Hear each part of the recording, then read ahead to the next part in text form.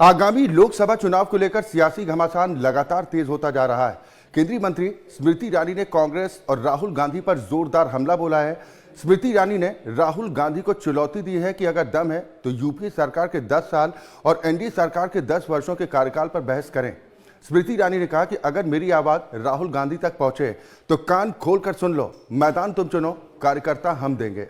स्मृति ईरानी ने दावा करते हुए कहा कि मैं इस बात की गारंटी देती हूं कि बीजेपी युवा मोर्चा का कोई भी साधारण कार्यकर्ता राहुल गांधी के सामने बोलने लगेगा तो राहुल गांधी में इतना दम नहीं है कि वो उसके सामने टिक पाए। चलिए सबसे पहले एक रिपोर्ट आपको दिखाते हैं, फिर इसी पर बड़ी बहस। आगामी लोकसभा चुनाव से पहले देश की सियासत लगातार गर्माती जा रही है। इस बीच केंद्रीय मंत्री स्मृति ईरानी ने कांग्रेस सांसद राहुल गांधी को खुली चुनौती दी है कि वो एनडीए और यूपीए दोनों सरकारों के 10 वर्षों के कार्यकाल पर बहस करें। स्मृति ईरानी ने राहुल गांधी को चुनौती देते हुए कहा कि राहुल गांधी, मैदान तुम चुनो, कार्यकर्ता हम चुनेंगे। उन्होंने दावा किया कि अगर युवा मोर्चा के किसी कार्यकर्ता ने राहुल गांधी के सामने बोलना शुरू कर दिया तो वो बोलना भूल जाएंगे। मैंने किसी राहुल नामक व्यक्ति को शाबाशी दी होगी।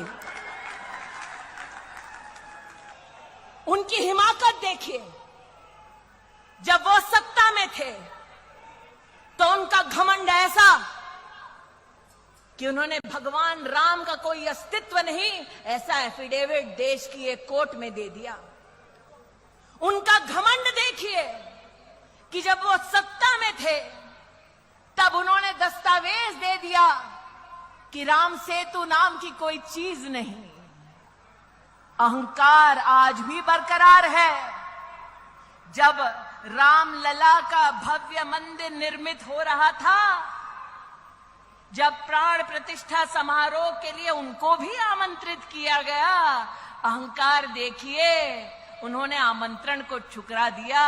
देवेंद्र भाई, रस्सी जल गई, बल नहीं गया।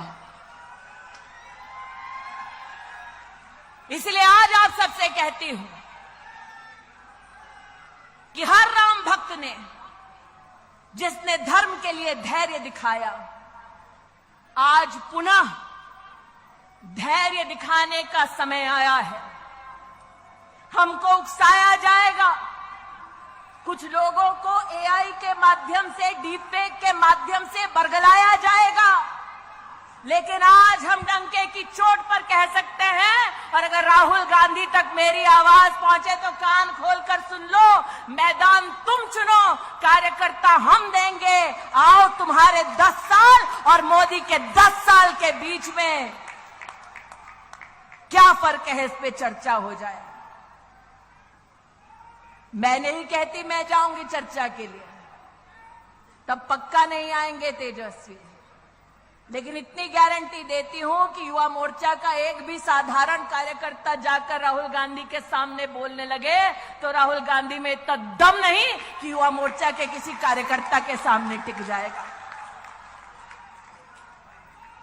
और अगर युवा मोर्चा के किसी कार्यकर्ता को यह मौका मिले कि जो अन्याय करने के बाद न्याय यात्रा निकालने का ढोंग कर रहे हैं, उनसे अगर बात करने का मौका मिले, तब एक प्रश्न अपनी दीदी की ओर से जरूर पूछना कि प्रभु राम के अस्तित्व को नकारा, भारत की सेना के शौर्य को धिक्कार कर राहुल गांधी और उसके नेताओं ने देश की संसद में भारत की सेना से प्रमाण मांगा उनके पराक्रम का।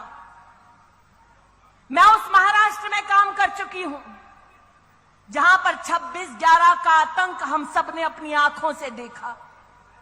हम सबको याद है, पाकिस्तान से आतंकवादी आए, मुंबई की सड़कों को लहूलुहान कर दिया और दिल्ली में बैठी सोनिया मैडम की सरकार चुपचाप तमाशा देखती रही।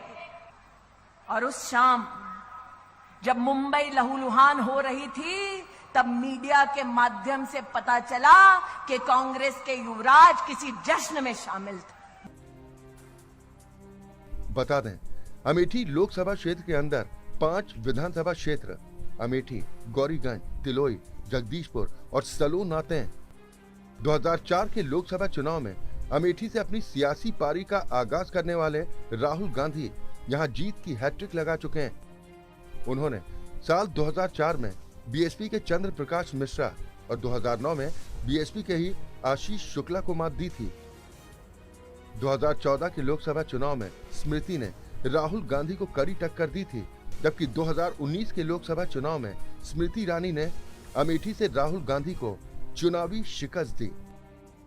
1967 से अमेठी में सिर्फ 3 बार हारी कांग्रेस। अमेठी लोकसभा सीट पर गांधी परिवार का शुरू से दबदबा रहा। 1967 से लेकर अब तक यहां सिर्फ 3 बार कांग्रेस को हार का सामना करना पड़ा। 1977 की जनता लहर में भारतीय लोकदल के रविंद्र प्रताप सिंह ने कांग्रेस के संजय गांधी को हराया था। 1998 के आम चुनाव में बीजेपी प्रत्याशी डॉक्टर संजय सिंह ने कांग्रेस प्रत्याशी कैप्टन सतीश शर्मा को हराया था। 2019 के आम चुनाव में बीजेपी प्रत्याशी स्मृति ईरानी ने कांग्रेस प्रत्याशी राहुल गांधी को करारी शिकस्त दी थी। केंद्रीय मंत्री स्मृति ईरानी के इस बयान से तो ये साफ हो गया कि स्मृति ईरानी इस बार भी राहुल गांधी के साथ अमेठी से लोकसभा चुनाव लड़ना चाहती हैं। बीजेपी ने तो स्मृति ईरानी को अमेठी से फिर से चुनावी मैदान में उतार दिया है, लेकिन कांग्रेस ने अपने प्रत्याशी की घोषणा अब तक नहीं की। वहीं स्मृति ईरानी के ललकारने के बाद क्या राहुल गांधी अमेठी से चुनाव लड़ेंगे? ये तो कांग्रेस के उम्मीदवारों की घोषणा के बाद ही पता चलेगा कि राहुल अमेठी से कांग्रेस की सियासत को वापस लाएंगे या फिर दोबारा वायनाड में ही किस्मत आजमाएंगे। Bureau report, MH1 news.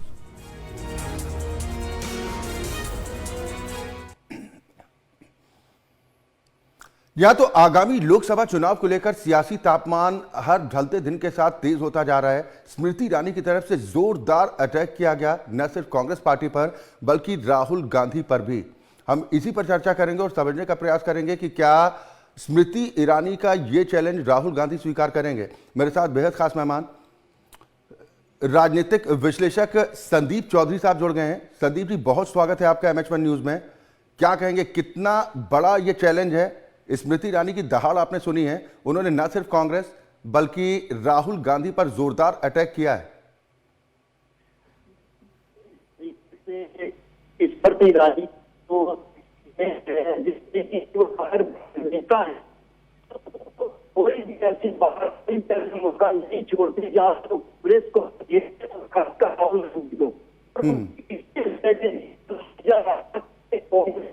Congress में जो उनकी कब से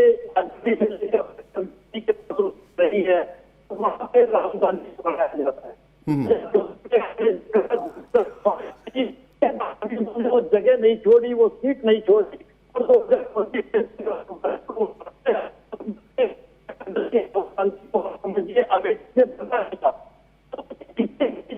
जो देश की सबसे पुरानी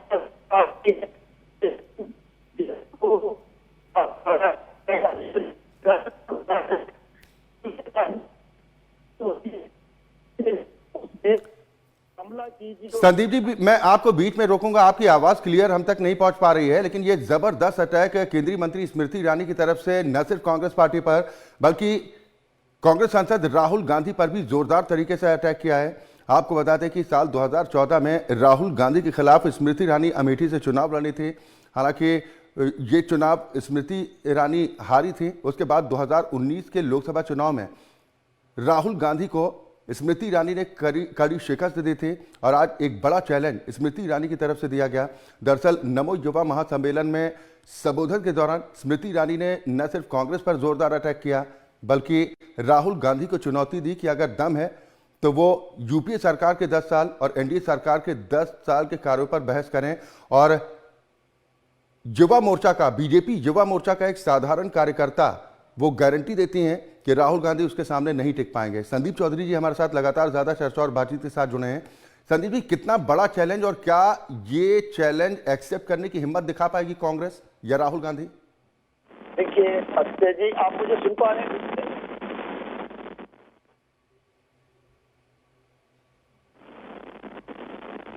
हेलो हेलो हेलो। मैं संदीप जी आपके पास आऊंगा, कुछ टेक्निकल कारणों की वजह से आपकी आवाज क्लियर हम तक नहीं पहुंच पा रही है। सवाल इसी बात को लेकर है कि क्या राहुल गांधी स्मृति ईरानी के इस चैलेंज को स्वीकार करेंगे।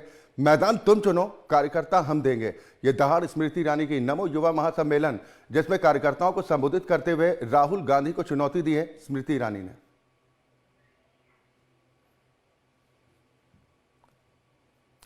चलिए, न्यूज़रूम से मेरे सहयोगी किरण सिंह ज्यादा चर्चा और बातचीत के साथ जुड़ गए हैं। किरण, स्मृति ईरानी ने कितनी बड़ी चुनौती दी है राहुल गांधी को?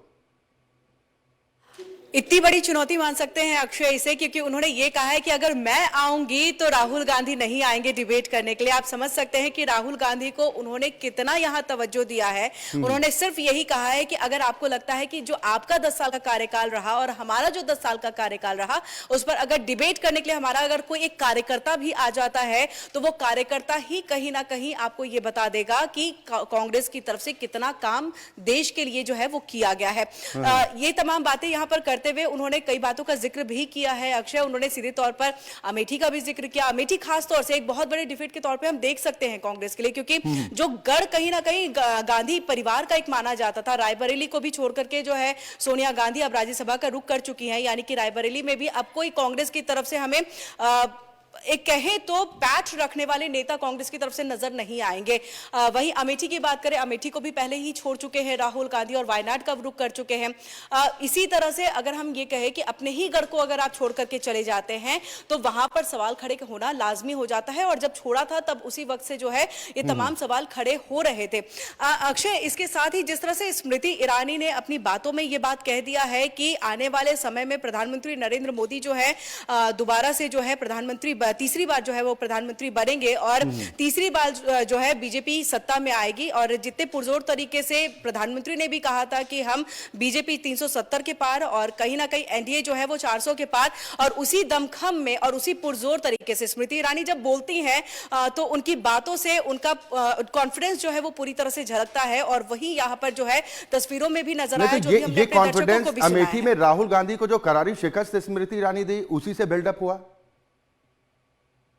बिल्कुल अक्षय, इस बात को हम यहाँ पर ये कह सकते हैं कि जिस तरह से राहुल गांधी को एक पटकनी यहाँ पर स्मृति ईरानी की तरफ से दी गई, ये अमेठी जो कि गढ़ है गांधी परिवार का, जहां से कोई सोच भी नहीं सकता था कि दूसरी कोई पार्टी जो है वो अपनी जगह बना पाएगी, और वहां पर बीजेपी ने अपनी जगह बना ली है, और एक बार नहीं दूसरी बार भी बीजेपी की तरफ से जो है वो जगह बनी है। और अब तो देखा जाए स्मृति ईरानी ने वहां अपना घर बना लिया और गृह प्रवेश भी कुछ दिन पहले हुआ था, तो इस बात से साफ अंदेशा लग सकता है और अंदाजा भी लगाया जा सकता है। और जिस तरह से एनालिस्ट है वो भी इस बात को मानते हैं कि अब जब घर बना है तो अमेठी ही जो है वो स्मृति ईरानी का अब घर बन चुका है।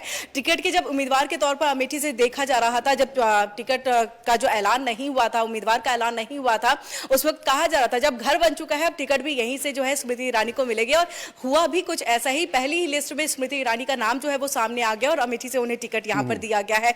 अब ये देखना है कि कांग्रेस की तरफ से वहां पर कौन ऐसा नेता जो है वो उतरता है, या उनको उम्मीदवार के तौर पर उतारा जाता है, या फिर दूसरी पार्टी, अगर हम बात करें समाजवादी पार्टी के कोई नेता वहां पर उतरते हैं, क्योंकि अगर कांग्रेस ने उस जगह को छोड़ दिया है तो संभवतः यही एक हो सकता है कि समाजवादी पार्टी की तरफ से जो है वहां पर अपने उम्मीदवार को उतारा जाएगा। भले ही कांग्रेस की तरफ से दावा किया जा रहा हो, खासतौर पर यूपी कांग्रेस की तरफ से, कि राहुल गांधी अमेठी से चुनाव लड़े और इस बार उनके पक्ष में हवा चल रही है, यानी कि जो स्मृति ईरानी की तरफ से जीत हासिल की गई थी, अब लोग आजिज आ चुके हैं। ये कहने की कोशिश यूपी कांग्रेस की तरफ से की गई थी, लेकिन आप अभी तक कांग्रेस ये स्पष्ट नहीं कर पाई कि राहुल गांधी वायनाड से ही चुनाव लड़ेंगे या कि एक बार फिर अमेठी में आकर दम दिखाने की कोशिश करेंगे।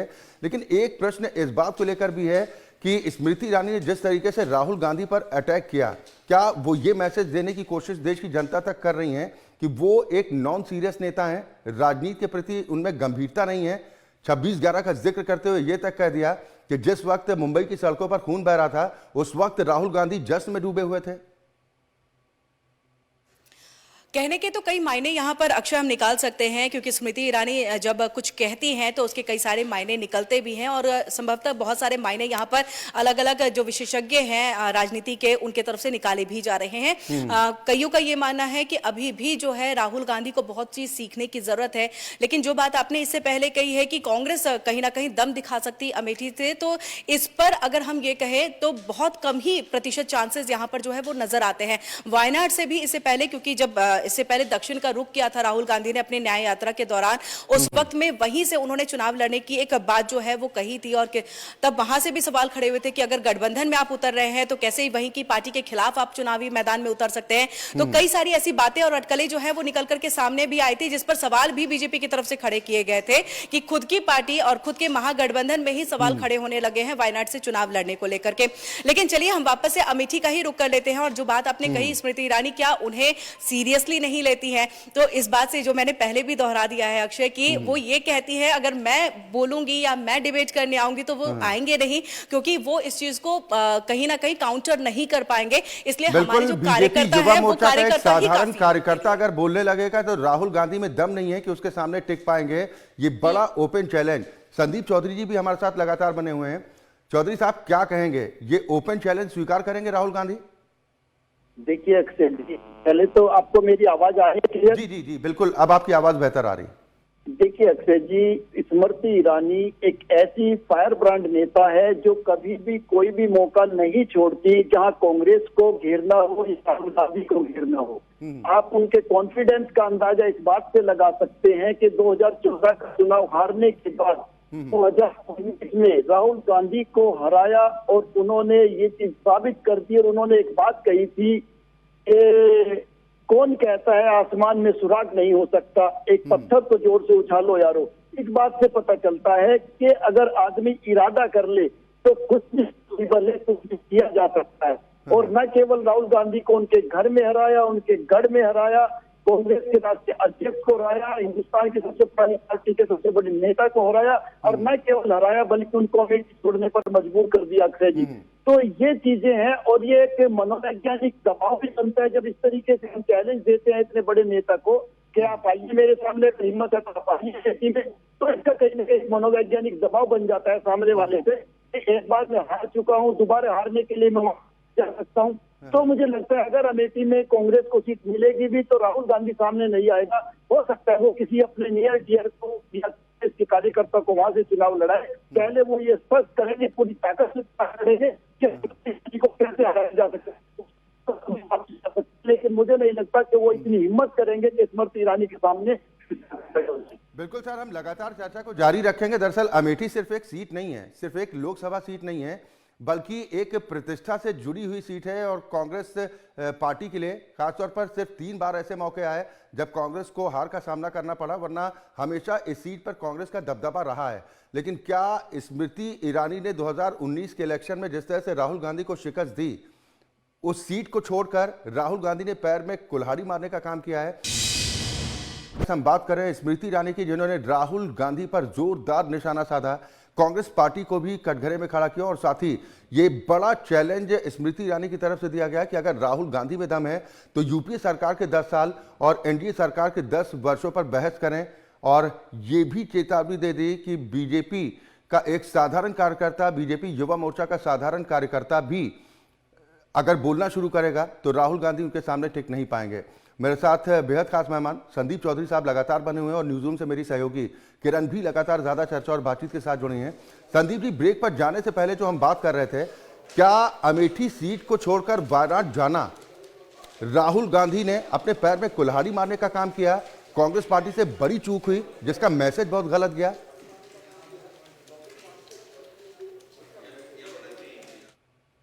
अमेठी छोड़कर के वायनाड गए, इससे कांग्रेस कार्यकर्ताओं में एक मैसेज चला गया कि हमारा राष्ट्रीय अध्यक्ष भी डरा हुआ है।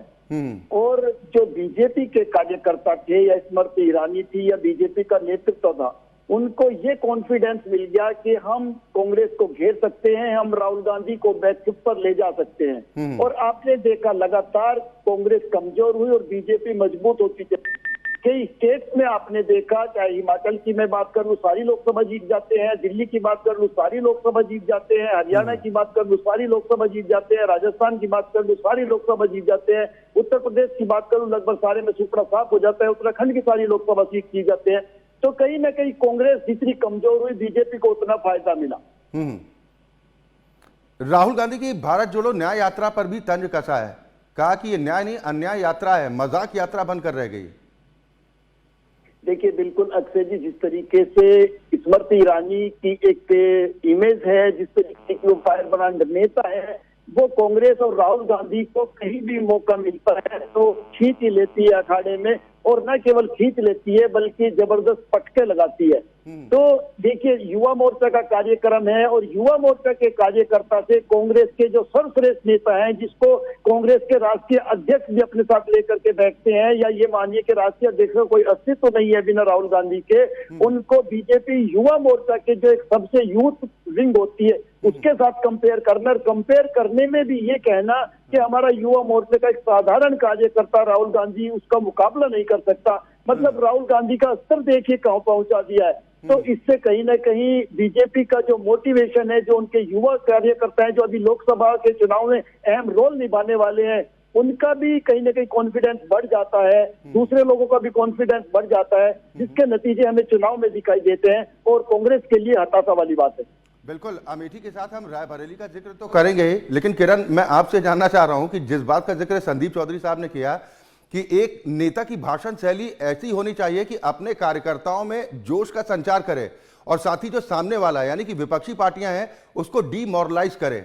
इसमें कह सकते हैं कि स्मृति ईरानी को कम से कम महारत हासिल है। न सिर्फ कांग्रेसी कार्यकर्ताओं के उत्साह में कमी आएगी निश्चित तौर पर इस बयान के बाद, अगर कोई प्रतिक्रिया कांग्रेस के हाईकमान की तरफ से या कांग्रेस के बड़े लीडर्स की तरफ से नहीं आती, और साथ ही कितना मोरल बूस्टअप होगा बीजेपी कार्यकर्ताओं का। बिल्कुल अक्षय, यहाँ पर जो बीजेपी कार्यकर्ता हैं उनका मोराल बहुत ही बूस्टअप होने वाला है, क्योंकि जिस तरह से उन्होंने कहा कि राहुल गांधी जो कि कांग्रेस और गांधी परिवार से हैं, उनको एक बहुत बड़े नेता के तौर पे देखा जाता है पूरे कांग्रेस के अंदर में, तो कहीं ना कहीं ये कि कार्यकर्ता ही उनकी बातों का जवाब दे देंगे, उनके साथ डिबेट कर लेंगे, उनके साथ बहस कर लेंगे, इससे कहीं ना कहीं कार्यकर्ता अपने आप को बहुत पुरजोर तरीके से स्ट्रांग मानना शुरू कर चुके होंगे अब तक, मुझे ये लग रहा है। और अगर जब वो जमीनी धरातल पर पहुंचेंगे तो उनको ये एहसास होगा कि जब मैं राहुल गांधी से बहस कर सकता हूं, जब मैं वहां पर अपनी बातों को या बीजेपी की योजनाओं को ला सकता हूं, तो मैं अन्य जो जनता जनार्दन है उनसे भी मेरी बातचीत हो सकती है। इस तरह से बूस्टअप करने की कोशिश और तमाम योजनाओं को लोगों के बीच में ले जाना होगा। लेकिन यहाँ एक सवाल ये भी है, जो बात संदीप जी भी कह रहे थे, मैं उनको सुन रही थी। संदीप जी ने कहा है कि स्मृति ईरानी जिस तरह से राहुल गांधी को पूरी तरह से लोअर मान करके चल रही हैं कि वो बहस भी नहीं कर सकते हैं मेरे साथ, मैं अगर पहुंचूंगी तो वो आएंगे भी नहीं डिबेट के अंदर में, क्या ये भी संदीप जी आप इस बात को मान रहे हैं कि राम मंदिर का मुद्दा, 370 का मुद्दा, 3 तलाक का मुद्दा, ऐसे तमाम तरह के जो काम बड़े बड़े किए गए हैं जो शायद अब तक अनसुलझे थे और कहा जा रहा था कि इसको सुलझाया नहीं जा सकता है, इसका कोई समाधान नहीं है, ये भी एक बड़ी वजह हो सकती है कि स्मृति ईरानी का कॉन्फिडेंट लेवल इतना हाई है, वो इतनी कॉन्फिडेंट नजर आ रही है, और राहुल गांधी के पास अगर ये हम कहें कि 70 सालों में कहने के लिए कुछ खास रहा नहीं है। भारत जोड़ो यात्रा के तहत जो है वो कार्यकर्ताओं को बूस्टअप करने की कोशिश कर रहे थे और काफी हद तक हो भी गए थे, लेकिन न्याय जोड़ो यात्रा जो रहा उनका, कि न्याय यात्रा जो हम सबको न्याय दिलवाएंगे, लेकिन उनके ही पार्टी के अंदर में इतने अन्याय हो रहे हैं, तमाम बड़े नेता, तमाम बड़े जो नेता है वो पार्टी छोड़ करके जा रहे हैं, या अंदरूनी एक फूट देखने को मिल रही है। इसीलिए जो बीजेपी है उनका मोराल पूरी तरह से बूस्ट है कि जब वो अपनी ही पार्टी को नहीं संभाल पा रहे हैं तो संभवतः वो पूरे देश को किस तरह से संभालेंगे और किस तरह से वो न्याय यहाँ पर दिलवाएंगे। किरण ने भी जो आपसे सवाल किया है, और साथ ही जो हम अमेठी के साथ रायबरेली का भी जिक्र कर रहे हैं कि जिस तरीके से कांग्रेस अब तक ये तय नहीं कर पा रही है कि अमेठी में किसे प्रत्याशी बनाना है, रायबरेली को लेकर भी लगातार संशय की स्थिति बनी हुई है। क्या ये जो तमाम चीजें हैं ये कांग्रेस के और नेगेटिव जा रही हैं? कार्यकर्ताओं का जो मनोबल है वो लगातार निचले स्तर पर जाता दिखाई दे सकता है। आवाज ठीक से नहीं आई। ये कितना मनोबल गिराने वाला बयान साबित हो सकता है स्मृति ईरानी का कांग्रेस कार्यकर्ताओं के लिए? ओके, देखिए अक्षय जी, जिस तरीके से अभी मनोबल गिराने की बात है, तो स्मृति ईरानी, मैंने बताया, स्मृति ईरानी जब अपना स्टेटमेंट देती है, चाहे वो लोकसभा के अंदर हो, संसद के अंदर हो, या कहीं रैली के अंदर हो, या किसी कार्यक्रम के अंदर हो, तो वो जब कांग्रेस परिवार को, राहुल गांधी को उसमें लपेटे में लेती है, तो वो एक धोबी पछाड़ होता है, वो बिल्कुल धोबी पछाड़ लगाती है और कहीं ना कहीं चारों खाने चित कर देती है। जब उन्होंने ये स्टेटमेंट दिया कि युवा मोर्चा के कार्यकर्ता का वो मुकाबला नहीं कर सकते, तो युवा मोर्चा के जो कार्यकर्ता थे जिस सम्मेलन में वो थी, वहां पे तालियां बजने लगी। तो आप इसी से समझ सकते हैं कि वो कितना मोटिवेशन मिलता है। और आप जानते हैं बीजेपी की जो कार्यशैली है, उनका जो आईटी सेल है, वो चीजों को कितनी जल्दी वायरल करता है, पूरे देश में फैल जाते हैं और राहुल गांधी मजाक का पात्र बन जाते हैं।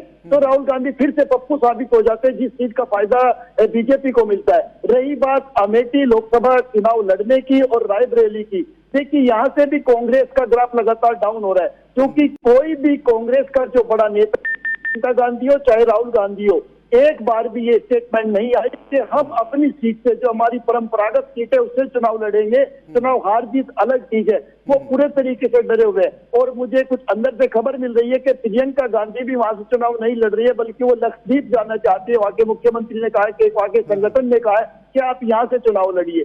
तो इससे पता चलता है कि कांग्रेस डरी हुई है, बहुत बुरे तरीके से डरी हुई है।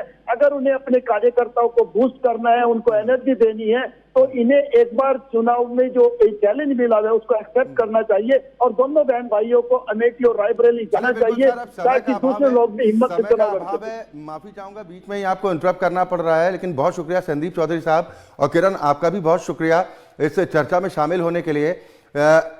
सवाल इसी बात को लेकर उठ रहा है कि जैसा संदीप चौधरी साहब भी कह रहे हैं कि क्या कांग्रेस इस बात की हिम्मत जुटा पाएगी, और राहुल गांधी को स्मृति ईरानी ने जिस तरह से ओपन चैलेंज दिया है कि आइए विकास कार्यों की समीक्षा करते हैं, उस पर बहस करते हैं, चर्चा करते हैं, और बीजेपी का एक साधारण कार्यकर्ता, बीजेपी युवा मोर्चा का साधारण कार्यकर्ता राहुल गांधी उनके सामने टिक नहीं पाएंगे, इस बात की गारंटी के साथ चुनौती दी है स्मृति ईरानी ने। अब देखना यह दिलचस्प होगा कि स्मृति ईरानी का ये चैलेंज क्या कांग्रेस पार्टी को और राहुल गांधी को कबूल होगा।